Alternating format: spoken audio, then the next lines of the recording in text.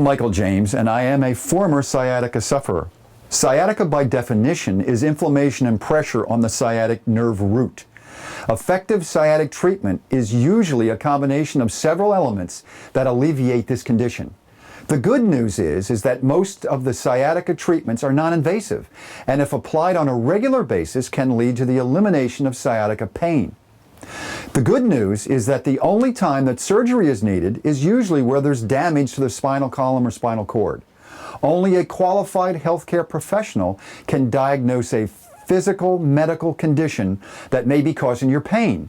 I have been pain-free for the last 6 years as a result of my research and trial and error using various combinations of strategies with no surgical procedures or invasive procedures necessary. In this video, I'm going to cover temporary pain management, why exercise will help, posture's effect on sciatica, what hydration has to do with it, and body chemistry. Traditionally, sciatica treatment can consist of a combination of some of the following elements. Number 1, temporary pain management. Many healthcare professionals use painkillers that are non-steroidal anti-inflammatory muscle relaxers as a sciatica treatment. Some physicians will prescribe opiate-based painkillers for a short time in acute cases of sciatica pain, but continued use should actually be avoided because they are very addictive in nature. Painkillers are not a long-term solution when considering a sciatica treatment program. Number 2, exercise. Daily exercises that focus on stretching and strengthening your back and leg muscles will relieve the pressure on the sciatic nerve. A more detailed description of exercises used for sciatica treatment are available at www.thesciaticapainresource.com. Number 3, posture.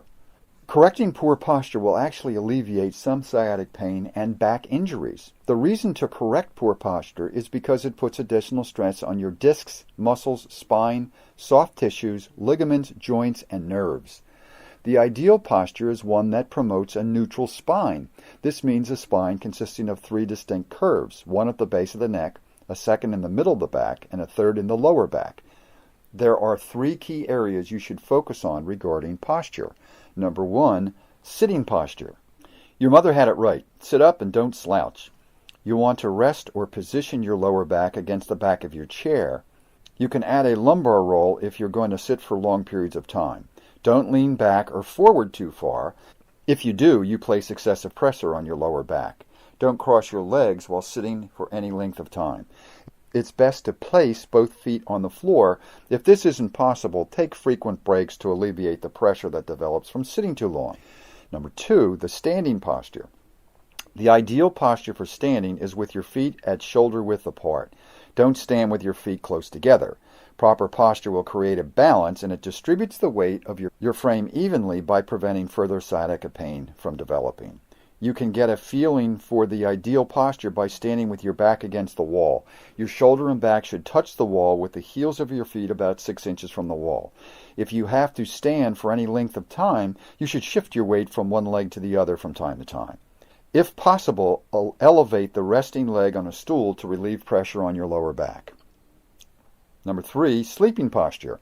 Yes, there is a proper posture when sleeping. Any program for sciatica treatment has to include proper posture as a long-term solution. The 2 sleeping positions that can maintain a neutral spine position are lying on your side or, better yet, on your back.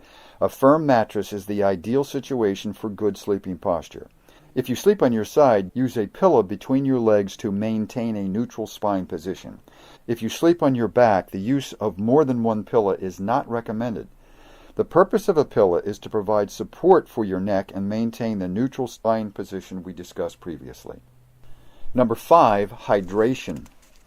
If you're not drinking the proper amount of water, your sciatica treatment program is lacking a key ingredient. The body's hydration levels will directly affect its ability to flush toxins from your system. When considering a sciatica treatment program, it is important to understand that sciatica pain is usually the direct result of localized inflammation. Inflammation creates toxins in the body, and if they're not removed, the result is increased pain. This cycle of pain can be reduced with proper hydration. Number 6, body chemistry. No engine can run without ample fuel. Think of vitamins and minerals that the body needs to function properly as its fuel. Vitamin D and vitamin B12 are key elements for sciatica nerve and muscle function. If you pay attention to the needs of your body, you will find that the self-healing ability of your body is enhanced. These are just a few of the non-invasive strategies that you can employ. In conclusion, the best sciatica treatment over the long run is changing your lifestyle by adjusting some of your daily habits. By adopting this attitude, it will create a positive environment that can prevent or lessen sciatica pain and eventually symptoms altogether. You have nothing to lose by trying this. I found that the strategies that worked for me did not take that much time out of my daily schedule. I created the Sciatica Pain Resource Guide, and it is a result of 18 months of research, and it covers all these aspects in much greater detail. Want to find out more about the system that worked for me? Go to www.thesciaticapainresource.com. and click on the Click Here for More Information under the image of the Sciatica Pain Resource Guide on the right sidebar. Be sure to sign up for a free email course with the information critical to solving your sciatica pain situation. The mini course is free, so do it now.